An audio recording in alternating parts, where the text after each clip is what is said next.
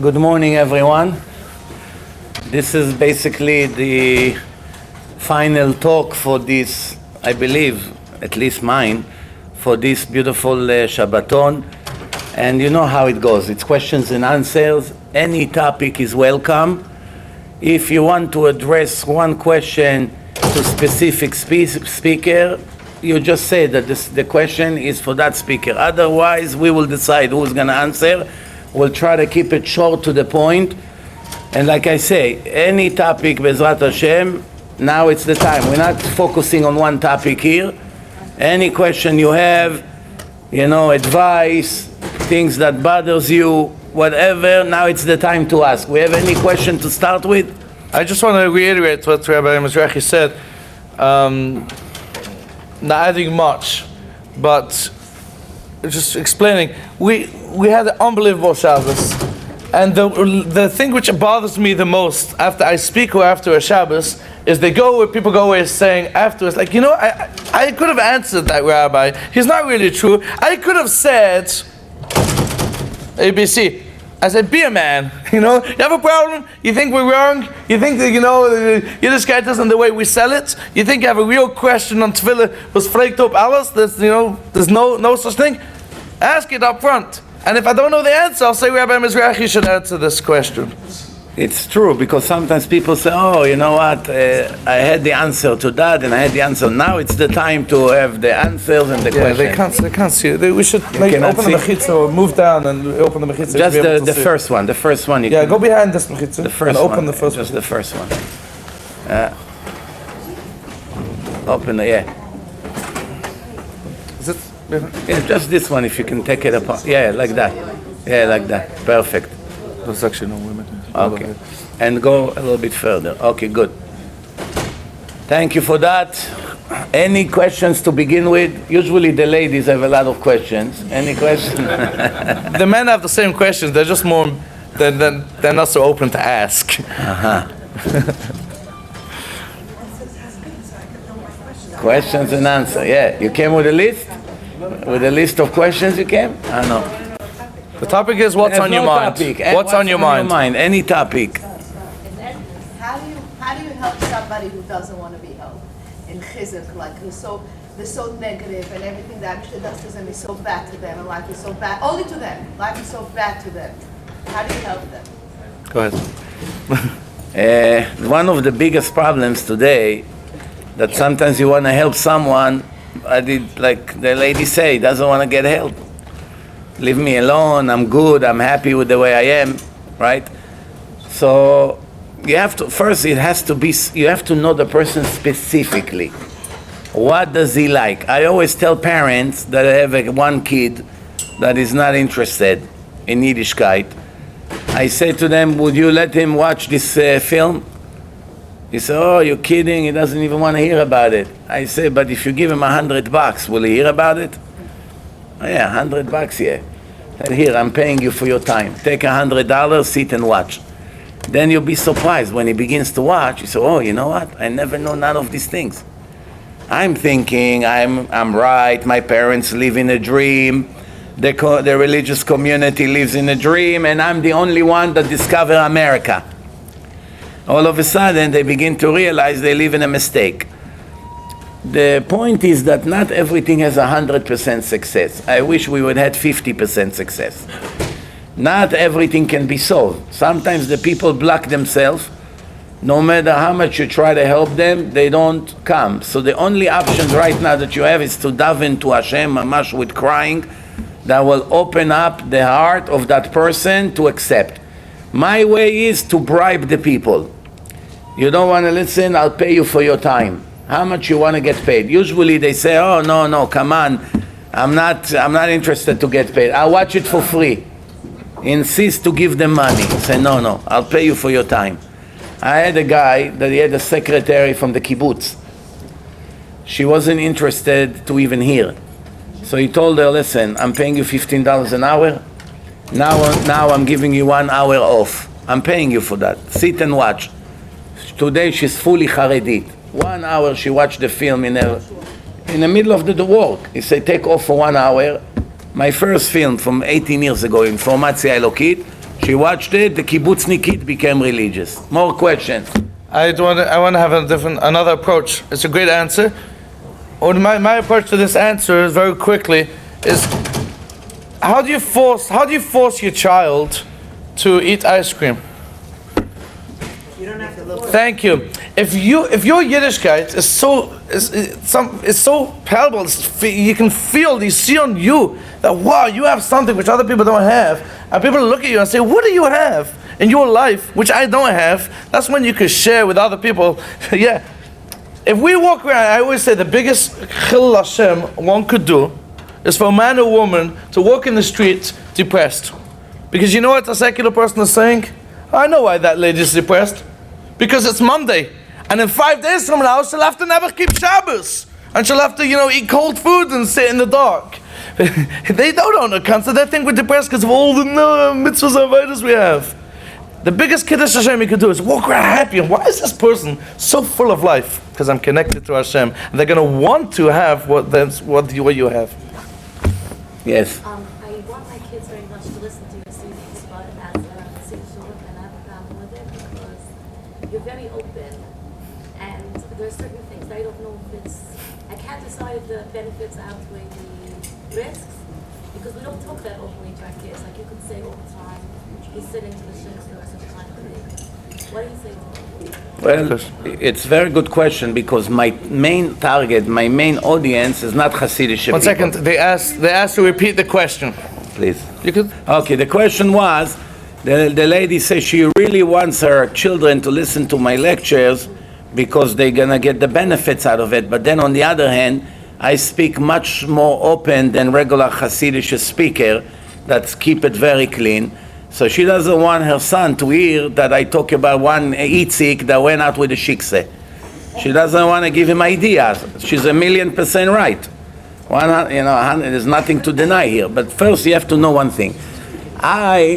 My target audience is not Hasidische or Litvische or Frum people. It's not my main audience.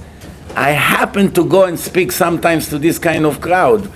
And also the adults that are already, mature in their life, they get a lot from my lecture. But you're right, if it's a teenager, maybe you have to reconsider what you want him to see. But if he passes Manhattan, he sees pizza. However, Yeah, but if you listen to his However, let me tell you one more thing. It also depends what kind of kid you are. Because not all kids are equal. Some kids are learners in yeshiva, they don't know anything from the world, they don't even have a phone. They don't know anything about internet, they don't know what does it mean even shiksa, they're not connected to that world. Those kind of kids, the lecture will not do that much good for them, it's a risk. But since unfortunately most of the teenagers are open-minded today, they do know what's happening and they see it on the streets of Borough Park and they see it on the streets of Monsey. They do know what's going on. Better to give the medicine before the sickness comes. But I'd like to suggest to people that maybe make a CD just for Hasidus. I should. You're right, I should. I should make. I should. It's waiting. You have a good point. More questions. Next question. Yes. I have a 17-year-old son. Yes. He's probably like from 300 years ago. He's very innocent. He's a very special boy. He's extremely The camera. innocent, but he knows You're a lot blocking the of things camera. that are going on in this world. He happens to have lost his somewhat kosher phone last week.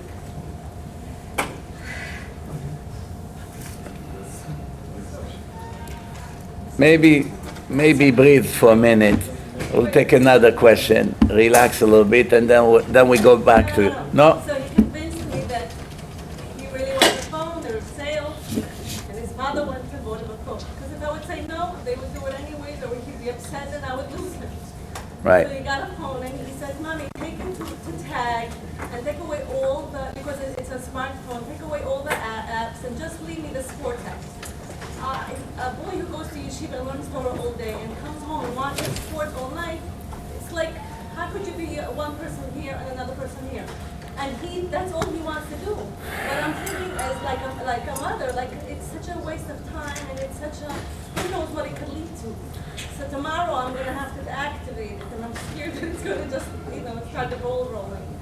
There was nothing I could have done. You want to take it? What? He always tells me, how were you when you were 17? I'm like, you don't want to know. I'm sorry, but I was about to answer those words. We need to say, I think the question's No time for that. No, go ahead. We need to say, we do look at our children way firmer than the way we were brought up. And I personally, when the first time I made Pesach at home, I called up my mother and I said, I don't know that chimras and every home is different. He outlined to me what I should do, what I shouldn't do. But one thing, don't tell me what you do today. Tell me what you done when you were 20. And everyone gets firmer and firmer over the years. And then they get too firm. And I'm still young, and I want to experience that. I mean, I'm not talking about experiencing chas v'shalom bad things. I'm talking about, to a certain extent, make it easier so that we'll get there. Now, a boy who's sitting and learning in yeshiva and enjoys learning every moment of the day, there are some types of boys, it's enough for them. It's enough for them. They're alive and they're living with the Torah. Some types of boys need outlets. And if we provide for them a kosher outlet, and he's honest, he does enjoy learning, and he's a serious good boy, but needs an outlet, then maybe sometimes on the contrary, we should provide a kosher outlet so that will be enough. Otherwise, they'll be always searching for other things. There are boys that need it. They need... If it's... How can somebody watch a bunch of goats playing ball all day, or how That's... can that be kosher? That, You don't want to go into the kosher. Not only that the sport is not kosher, what's in between the That's game, right. it's even much worse than the game.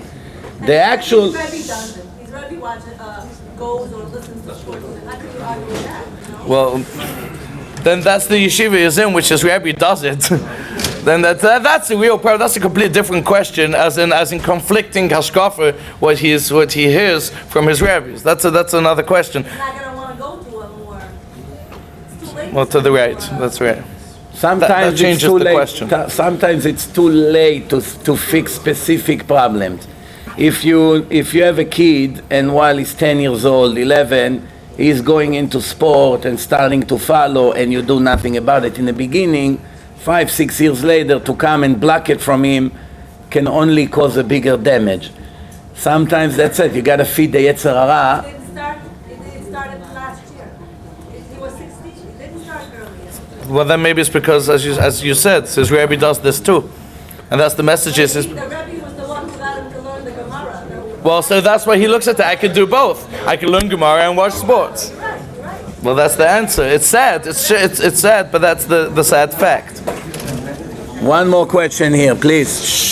When it comes to Amunah, a person has a certain situation that he has to take care of, and or a problem in life, and we hear so much speeches about Amunah, but a person can also come to a certain amount of, okay, I have Amunah, it's also maybe a little bit of a laziness to try to do Ishtadlut, you have, where does the Amunah come in, and where does the Ishtadlut, and how comfortable can you become in your world of Amunah and just oblivious to what's going on in my life? I have children to take care of, I have to do shidduchim, I have to do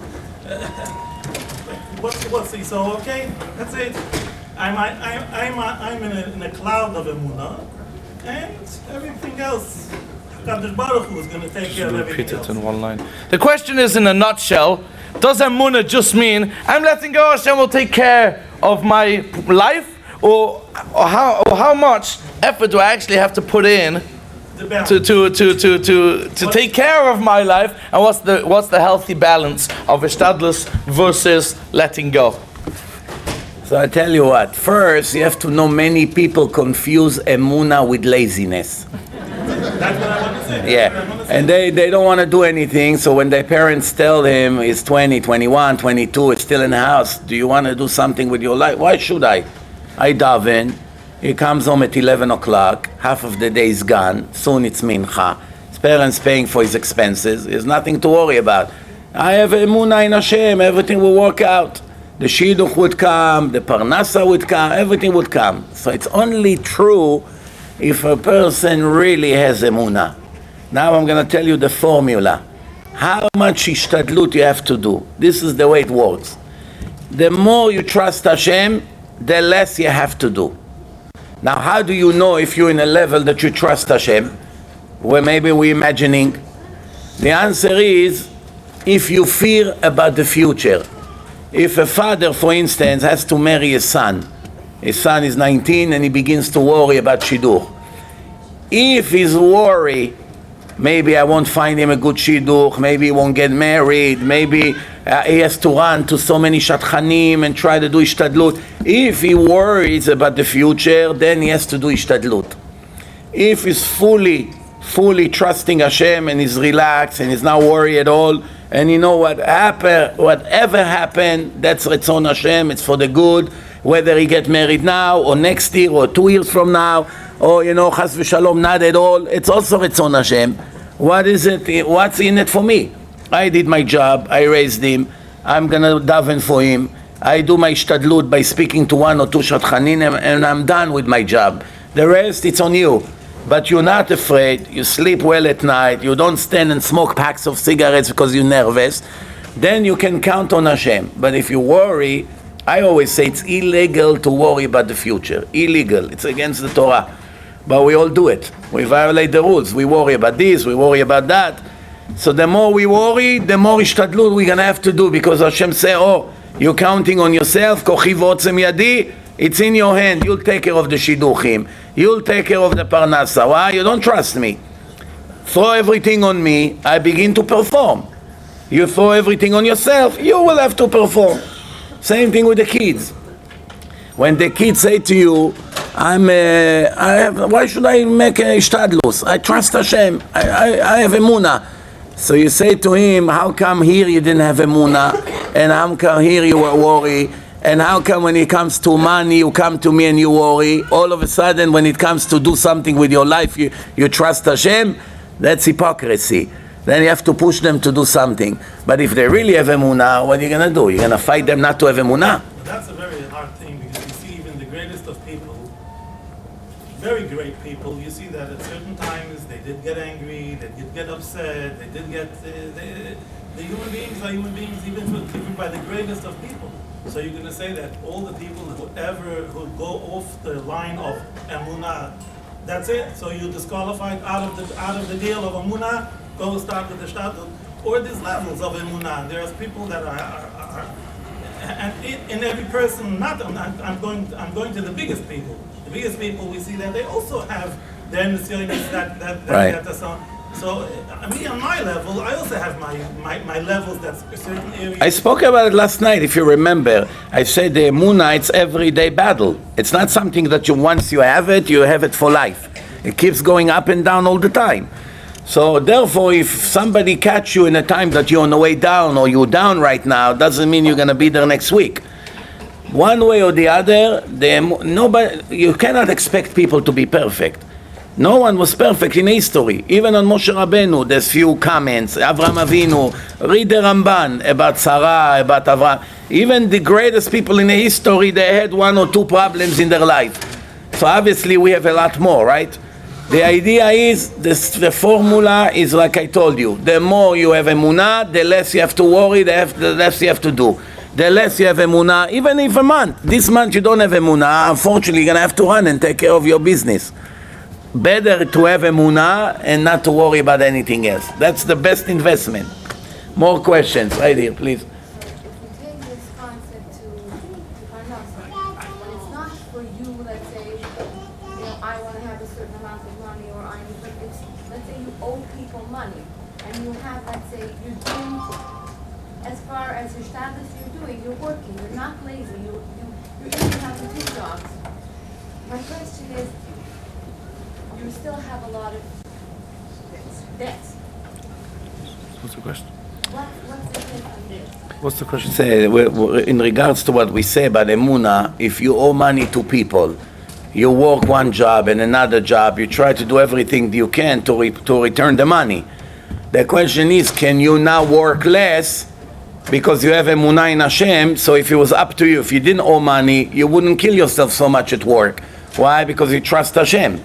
Now the person that you owe money will come to you and say, hey, lazy, you owe me money. Take a third job. Take a third job. What are you working only one job? Go work an extra 5 hours a day until you pay what you owe me.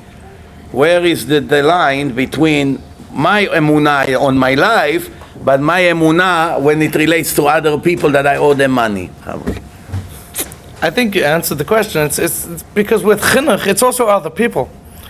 And if you can't say, oh, I'm relying on Hashem, Hashem will take care of my kids. It doesn't work like that because that's lazy. Unless it's bitachon. If you have bitachon, and bitachon doesn't mean trusting Hashem. If bitachon means letting go, and you have no fears, then it's going to work out. So when it comes with owing other people money, it's the same thing. If you're honestly calm about it, not because you don't care that you owe someone money, it bothers you that you owe them, but you're calm that Hashem will take care of it. Why will Hashem take care of it? Because I'm doing my utmost hishtadlus. Then it'll help. I mentioned before, I'll say quickly a story that it just shows how hishtadlus works. It's nothing got to do with the actual yeshir. I mentioned this just by my speech before. That someone asked a rich man, "How did you make so much money? I want to get there." And he said, I'll say this story very quickly. He said, by the Great Depression, I was down to my last nickel. And I invested that nickel in an apple. I polished and shined the apple. And I sold it for 10 cents. And then I took the 10 cents, I invested it in 2 apples. I polished and shined all day. And I sold it, I made 20 cents. Until the end of the month, I accumulated $43.75. And then my wife's father passed away and left me over with $7 million. So what brought him the money? It was the polishing the apples. You do yours. You polish the apples and Hashem will send you the $7 million. We need to say, we think if I put in my works, I'll take a 3rd job and a 4th job and I won't be home for my kids and then I'll have money. You're not making the money. You're being a normal human being and being there for your family and doing your hishtadlus, and Hashem will take care of your money. Okay, we have a question right here.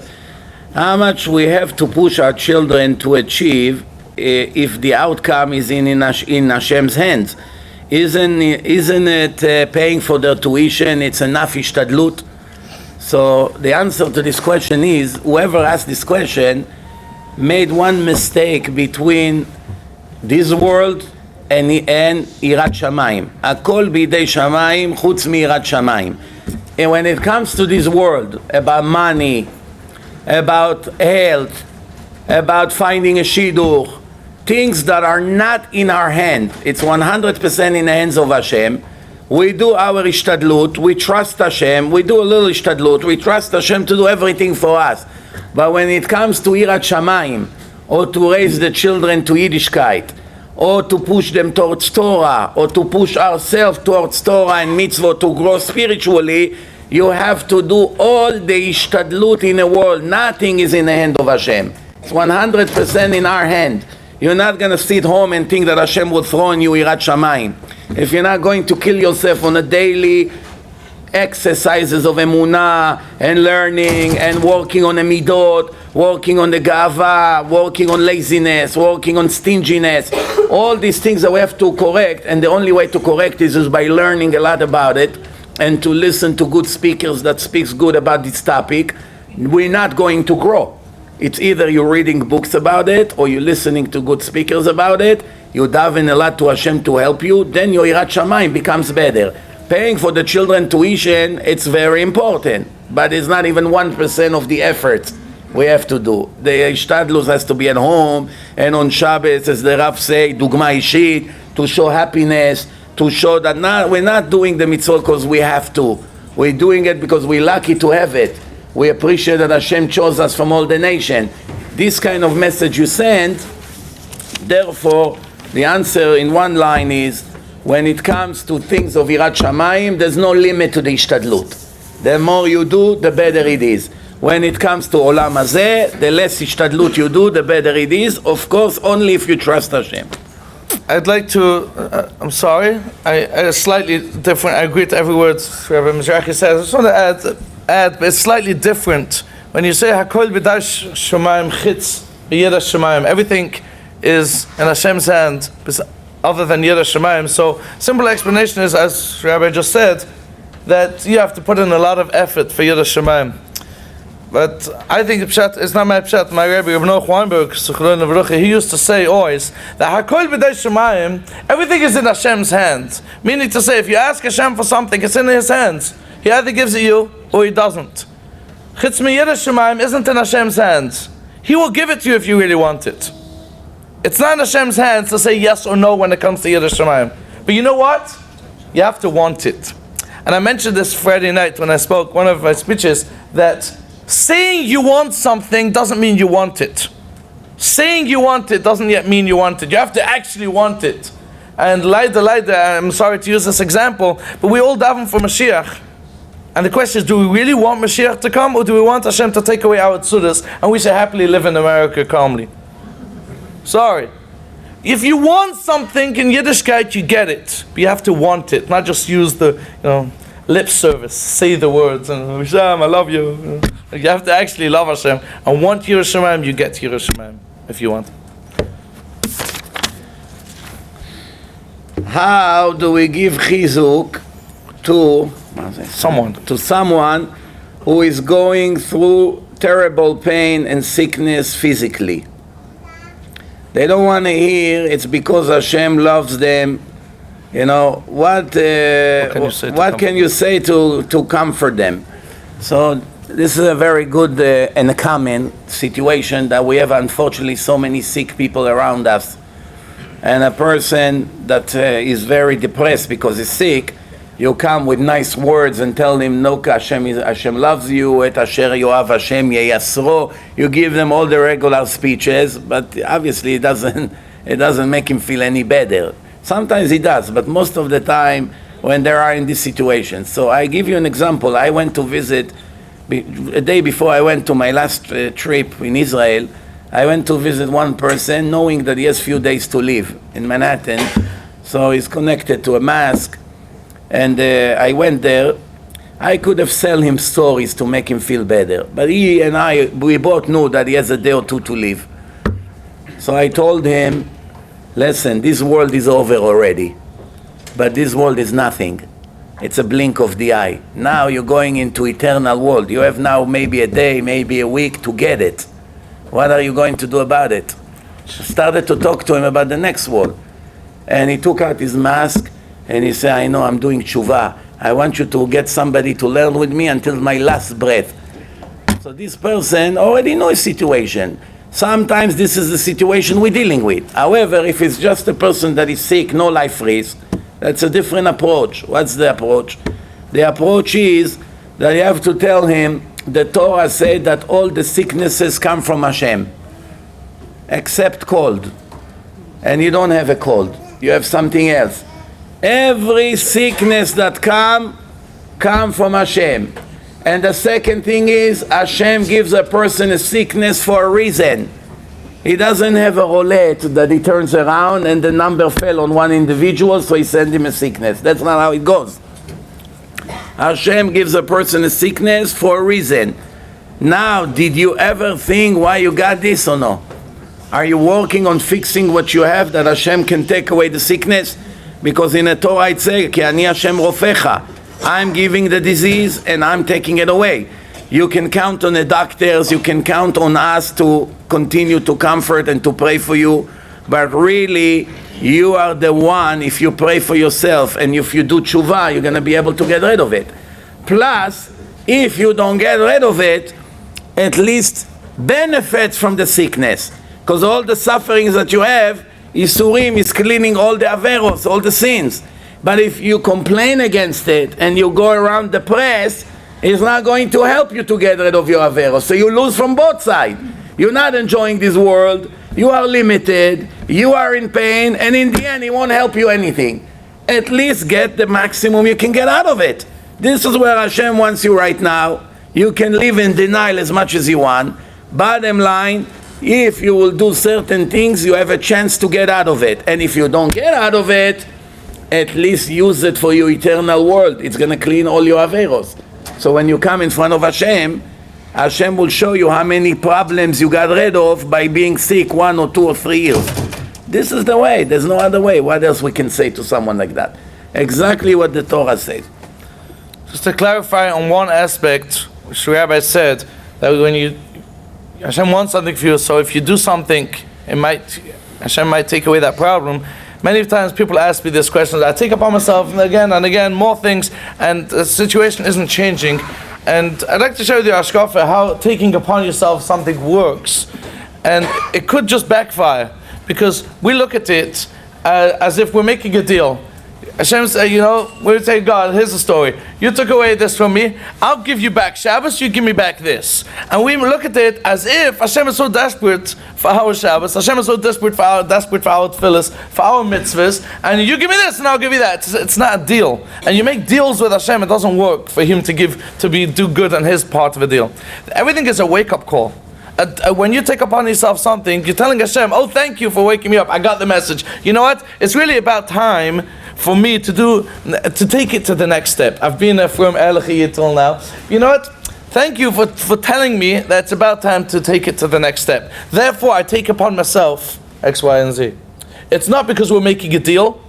It's just, I got the message. Thank you. And then, you're good to go until Hashem wakes you up and tells you you're ready for the next one. Any more? Right there, yes. Please. You said now that you can't make a deal with the Rebbeinu Shalom. Last week in the parsha we have where Yaakov Avinu is on the way, and he says, Rebbeinu Shalom, if you'll give me food, if you'll give me clothing, if you'll give me everything, on the way back I'll give a carbon. I'll do something. Isn't that the biggest deal? It's more than what we Very do. good question. Every neder is a deal. Yeah. Every neder. Yeah. Very good. You could look at it as a deal, as you could look at it the way you're asking a deal. Listen, you do for me this, I'll do for you that. That's called a deal. When you're doing something for Hashem. He didn't make a deal. He's making a neder. He's saying, 1 second, what's the alternative to this deal? If I'm not saved and I die in Lavan's house, then I promised I'm not going to give you a carbon because you killed me. All he's saying is he's making a neder. I want to be close to you and I want to always thank you. And if I come through, if I'm safe, I'm always going to remember. I'm always going to thank you and I'll bring a carbon. It's not you do this, then I'll do that. I'm taking upon myself, I will be closer to you. Get me through this thing, and I will always remember your goodness. I'll always remember your kindness. And as he says, lechem lecho leveget lobosh. So the terminology he used was, if you give me food to eat and clothing to wear. That's pretty obvious, because I don't think anyone's going to put a bagel on their head, okay? Or eat a pair of pants. But the Mefarshim say it means that he's not asking for much. Only lechem lecho, bread to eat. I'm not asking for much, but the deeper meaning is, even if you don't give me anything more than that, I still owe you a thanks. I'm telling you, Hashem, don't give me the bare necessities, and I won't just say, okay, you took care of me, but I'm actually going to give you karbunas. I'll always be on such a higher level, even if you only take care of my basic necessities, then I'll be the ultimate Jew. A friend of mine asked me to ask Rabbi Mizrachi, what do you mean, what's your input about all kind of schools? When somebody has a problem, I got it. all of a sudden, I tell you,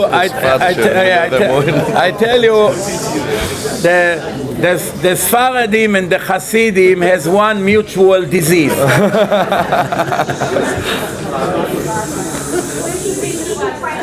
Okay, I will repeat the question. The question was to me, obviously, because I'm a Sfaradi. What is your input about Sgulot or Sgiles, right? All right. Very good. I'm learning. So I said the Sfaradim and the Hasidim have a mutual disease. They are like Sgulot. They like shortcuts. They like to go to a tzaddik. The tzaddik will say, put some leaves under your yarmulke, under your pillow, take from this cream, put it, put something on your feet. Here, put this kamea, this amulet in your pocket, and do all kinds of things. Go to the water 17 times. Say the name of the mother of Avraham Avinu 17 times. The police would leave you alone. The tickets will be cancelled. All of that is nice. First, let's talk about if it's real. So I'm telling you, after investigating it for about a period of at least 1 full year, 90% of the sgulot, it's baloney. It's not even real. Many of them comes from the Goyim, many of them comes from the Arabs.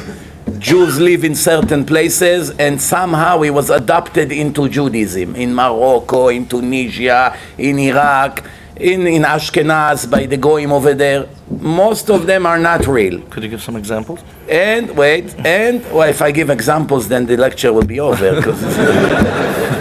So that's one thing. Second, there are some sgulot that comes directly from the Zohar or from the Ari Kadosh. Obviously, you cannot say it's not real because it comes from reliable source. But however, sgulos, let me explain to you what it is. A person has a business that make $1 million a year, and somebody comes and offer him to increase it to 1,010,000. Do this, do that. You're gonna make 1,010,000. That's the sgulot. The 10,000. While you have $1 million, you're running after the 10,000. אותי עזבו מקור מים חיים לחצוב להם בורות נשברים. You have the whole ocean, which is me, and you run to dig holes in the ground. Maybe you get a glass of water somewhere. You have the whole ocean. Why does a person need sgulot when the best sgula is connection to Hashem, emuna, tikkun hamidot, irat shamayim, and everything you want? Hashem already promised to give you directly. Why to run to middlemen when the creator of the world is your father and he told you, do 1, 2, 3, 4, and I'll give you the whole world. Everything you want, you get from me. So if a person is sick, he can get over it by doing what the Torah say, without running to all kinds of shortcuts. If a person doesn't have parnasa, the Torah say what to do when you don't have parnasa. Why you need to run to all kinds of things? Maybe they will help you to have parnasa. In my opinion, when a person runs to this gulot, it's an indication that he doesn't have emunah in Hashem. He should focus directly on HaKadosh Baruch Hu. He doesn't need any middleman to connect him to Hashem. One time I heard a speaker, without mentioning names, that he says something horrible in his speech. And that's not a fool. It's not a fool. So as a person that has a lot of zchuyot. He said, Mamash Hashem got that someone hand me a tape. I put it in my car. And that second where I put it in the car, that was the minute that he was talking about it. He say, if you don't have Rabbi such and such, you cannot connect to Hashem. The only way to connect to Hashem is to go to connect to this tzaddik, and he's the only one who can connect you to Hashem. Other than that, nothing will help you. Not your tshuva, not your Torah, not your Shabbos, nothing will help you. And I said to the person who gave me the tape, this is pure Christianity. Take it and throw it to the garbage. This to tell people that they cannot connect to Hashem unless they connect to a human being. Even Moshe Rabbeinu is avodah zarah. You cannot connect to Hashem through people. Yes, there is the tzaddikim, and yes, you can go to a grave of a tzaddik and say, the zchut of this tzaddik should stand for me, to help me. Why? He's going to be a good lawyer for me. I pray by his grave. I say some, divrei Torah to his neshama. Hopefully he will come to Hashem and say, have mercy on my son over there. Yes. But to say I cannot connect to Hashem, all this sgulot is trying to do what you already have in your hand in a different way. You don't need it. You don't need. I have, my cousin is the biggest mekubal in the world today. The biggest. Nobody knows Kabbalah more than him in the world, and I'm talking even the famous names. And he said to me, don't waste a minute on these things. Nothing, only Torah and Amala Torah and Zikuy Arabim. That's the best sgula. You want to have the best sgula? Many people didn't have children. They couldn't have children. And I say to them, I have a great sgula for you. What is it? What the Torah say. Everything that Hashem does is midah keneged midah, right? So right now you don't have a children. If you want children, you have to show Hashem you deserve it, right? How do you show Hashem that you deserve it? You run and save his lost children. After you lost his lost children, Hashem say, you know what? You care about my children. How can I not give you children? Baruch Hashem, every person I told him, sponsor CDs and will give it to the lost children of Hashem, and they become religious. Then right away, after a while, they had children, sometimes twins. Why? Everything midah keneged midah. So one guy said to me, my friend had twins. If I would sponsor double a month, maybe I also had twins. The idea is the sgulot are right in the Torah. You don't need anything. It's written in the Torah. This is what Hashem loved, this is what he hates. That's the answer. So you opinion the same as the school that costs money or the school that are free? Same thing, no difference. When it costs money, it's pure stupidity. You know, why would you give money? People stand online to give money to a chacham to have a blessing, when the Torah said that if a poor person come and open his hand and you give him generously, I'm going to bless you in everything you do. So you believe that the person, no matter how big of a chacham he is better than the blessing of Hashem? You understand? That's it. Any more questions? I just want to add, I'm sorry, because you did mention that the Skulas, which does say clearly in Zohar, and you didn't really address that, when do we do those Skulat? And it's hard to say that if we go just to the Torah, where the Torah tells us, and then we don't need to go to those, then why is the Zohar telling us these things? But I believe it's exactly what you're saying, it's not the shortcut at all. It's for us to recognize how we should focus better on the Torah. It's like we all know the Simona we have at Rosh Hashanah. And literally this year someone came to me crying, a woman, that she bought all the Simonim for Rosh Hashanah, the head of the fish and the dates and the carrots and everything. But when she served fish by the meal, her husband likes tails. And she didn't have, she gave a tail. And she said, I know that my family, that this year we're all going to be tails. You know, because and that's, I had that, but also we might be a head and the tail and missing the body. But I'm afraid that my life this year will be a tail. And this is so stupid, because, you know, God is sitting upstairs and looking at all the Yidden. Oh, you ate a head. Okay, you're going to be a head this year. What? You had a tail afterwards? Oh, I'm going to, change your life around. You ate a tail.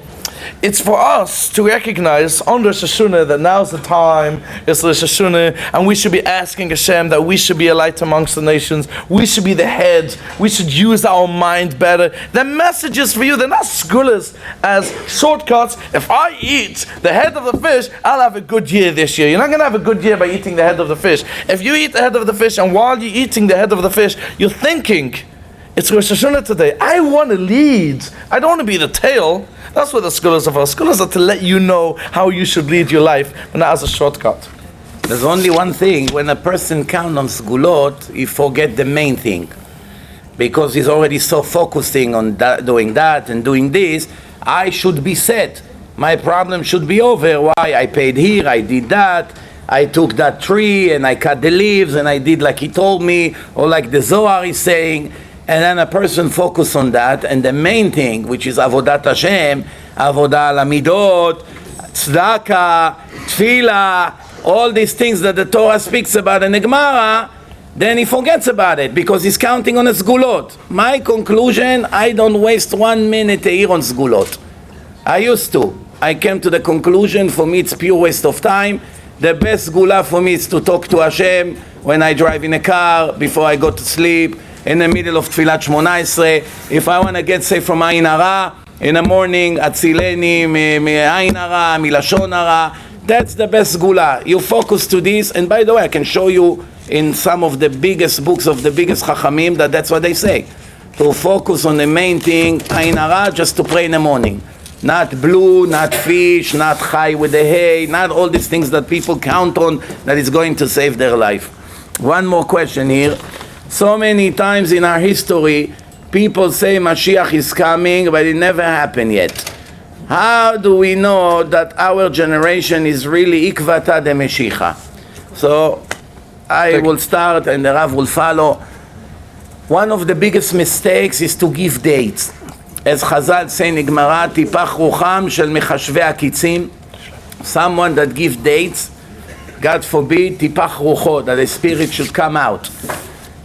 Many of the Gdolei Ador in the past generation, they gave dates. Famous names, they gave dates. And none of these dates came through. Not that they were wrong. Maybe they thought that that date is a Zman Mesugal. There's a very high chance that Mashiach would come. Eventually, it never came. Today is a little bit different than the last 2,000 years, and I'll explain mamash in a minute or two. All the Gemara gave two possible times for Mashiach to come. One Be'ita, and one Achishena. Achishena means prior to the schedule. Before the schedule that it will be at 1 p.m., but since everything worked out beautiful, we can do it at 10 a.m. We don't have to wait that long. We have things like this in life. You know, you did so much, you did so good, take your money, you're done. You don't have to come. You're done with your job. Why? I'm happy already. So far, it never happened. Now we are in the time that called in the Lashon of the Gemara, Acharit Hayamim. We are in the end of days. We are getting closer and closer to the year 6000. We're almost 5800 soon. So we are very close to the days that Chazal spoke about. Plus, the Gemara gave examples of what's going to happen before Mashiach comes. 50 years ago, not one of the conditions that the Gemara gave happened yet. Today, all of them happen. And some of those conditions are against all odds, are against human logic. Nobody could have dreamed about it 2,000 years ago when the Chachamim wrote these things, that something like this possible to happen one day. Pnei Hador ki pnei HaKelev, horrible inflation, all kinds of things that are happening in a time of Chazal. Nobody could dream such thing. That rabbis would be cursed and people make fun of them in the internet, and someone that has Yirat Shamayim, they beat him up and they spit on him and they call him parasites. Things that are happening only in this time. In a time of Chazal, nobody dreamed to have such thing. So today everything happened. So that's one indication that we are very close to Mashiach. But can we put the finger and say it's going to come this week, next year, in 5 years, in 10 years? Nobody knows. We see what's happening in the world, that Hashem instigates between all the kings and everybody fights everyone. That's another sign, something that never happened. Half of the world is in a war. Almost everywhere you go. Terrorism everywhere. The Arabs are taking over the world, just like one of the prophecies. We have all the reasons to believe that Mashiach is here. But I say, what's the nafkamina if Mashiach comes or not? I still have to keep Shabbos. I still have to learn. I still have to work on my midot. If he comes, Baruch haba. If he didn't come, at least I get my ticket to Olam Haba. What nafkamina? I don't have to. I'm not going to change anything in my life, whether he come or not. People make it like life is depend on it. If Mashiach doesn't come, I'm lost. No, you can still go to heaven with the biggest tzaddikim if you be a tzaddik without Mashiach. Mashiach come, like the rabbi said before, not to solve our problem like some people say. One Chiloni told me, "No, Rabbi, מתי Mashiach כבר יבוא, יציל אותנו מכל הצרות? When Mashiach is going to come and save us from all the problems?" I told him, if I would be you, I would read Tehillim every day that Mashiach wouldn't come. He looked at me and said, what? I said, if Mashiach comes, very bad for you. He said, why? He said, ובא לציון גואל, לשווה פשע ביעקב. Only to those who did tshuva. Still Mechalel Shabbos. What, you're going to come to Mashiach with your earring over here, Mechalel Shabbos, and say, hello Mashiach, welcome. Do you want to read what it says about people like you when Mashiach come? At least he woke up. You understand? Mashiach doesn't come to solve our problem. It comes to letaken olam b'malchut Shaddai. It comes to do the tikkun that Hashem wants to the world. But whether it will happen or not, there's no nafkamina to our personal tikkun in this world. You said it all. And the next question, I think it's very close to both of our hearts. Keravtanu, how far are we allowed to do? Maybe I'm jeopardizing my own Yiddishkeit. And I said it's both as close to both of us. We're both, Baruch Hashem, we both have this chus to do full time. It's what we do all day, curve. And it might even hurt you, this question, because I'm going to give you an example. Chofetz Chaim. Imagine you're walking in the street, and you walk past the lake, Chofetz Chaim's mushal, and you see someone fall in the lake, and drowning, screaming, please save me. So you go by and you say, I really think it's a beautiful thing to save someone. It's just not my line. I don't do these things. There are organizations that save people's lives. It's very nice. I just don't do this. And you're a murderer if you say that. You're a murderer. The only excuse you have, says the Chofetz Chaim, is if you can't swim. You can't swim, you don't have the person dies. You'll kill yourself. But says the Chofetz Chaim, what happens is every single day you walk past that lake, and every day people are falling in and dying. You got to learn how to swim. In America, there's about 6 million Jews in America. 6 million Jews who identify themselves as Jews. There's only about 500,000 Shomer Shabbos. Now do the maths. It's unbelievable. It's less than 10% or Shomer Shabbos. And wherever we go, there are millions and millions of Yidden who are not connected to Yiddishkeit. And we say, well, there's some Kiruv organizations out there. There are Kiruv people that do it. Is it real for you? Do you feel Hashem's pain? We all know Leide of people. We all know of families, and we have probably family or close family, cousins, relatives that have children or a child or two who are slightly different. Off the D, as it's known. Does anyone know of a family who have 10 children, parents have 10 children, and 9 of them are totally off the derech, never come home for Shabbos, they're totally off, no shaykhs to Yiddishkeit. But they have another child, a 10th child, who's good, ehrliche bocher, but he's in a regular yeshiva, he's not in brisk. Does the father want you to get that son, please help me get my son into brisk yeshiva? Or get my 9 children home for Shabbos. If it's our pain, and it really bothers you, that there are millions and millions of Jews out there who are not connected to Yiddishkeit, you got to go and save it. And if you mean it honestly and very seriously, and as I said before, that you radiate Yiddishkeit, you are so excited over Yiddishkeit, why are you afraid that you will be influenced by them? You should be afraid that they'll be influenced by you. If you love Yiddishkeit so much, and you love Hashem so much, this is really the litmus test, how much you love Hashem. If a new sushi place opens up in your town, and you love sushi, you're going to go to your friends and say, you got to taste this sushi. There's an awesome place that just opened. Because you love sushi, and you love your friends, you're going to share it with them. If you love Hashem, and you love Yiddishkeit, you're going to go around and sharing it with other people. And no one would ask, I'm not going to go around to the street talking about sushi. They might tell me sushi's not good.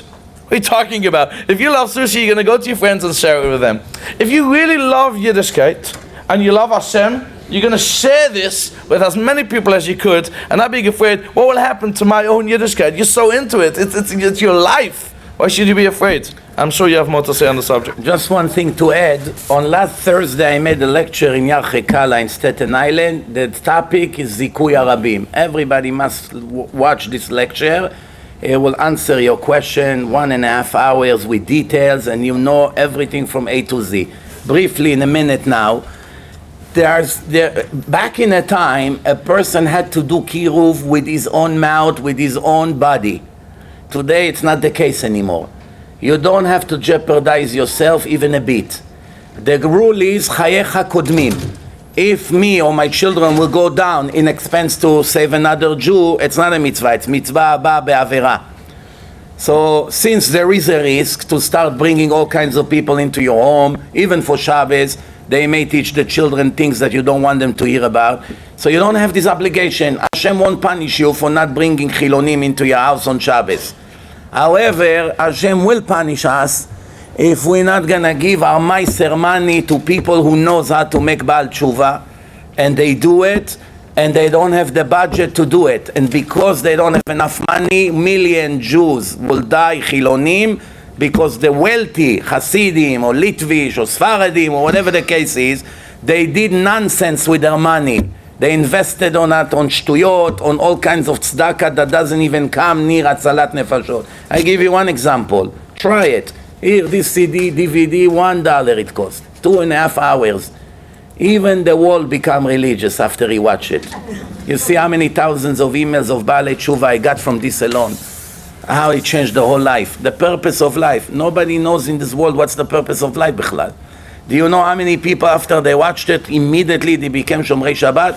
So if a person would invest in this, you invest $1,000, the 1,000 CDs go to 1,000 Jews that are Mechalel Shabbos, and 30 or 100 of them become Shomrei Shabbos, you already did more kiruv than 1,000 people combined, without doing anything.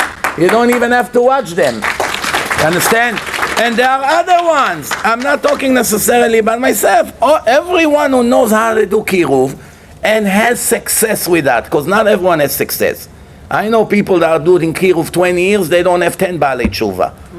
20 years, they get budgets and money, and people invest a lot of money in them, they're just not talented in it.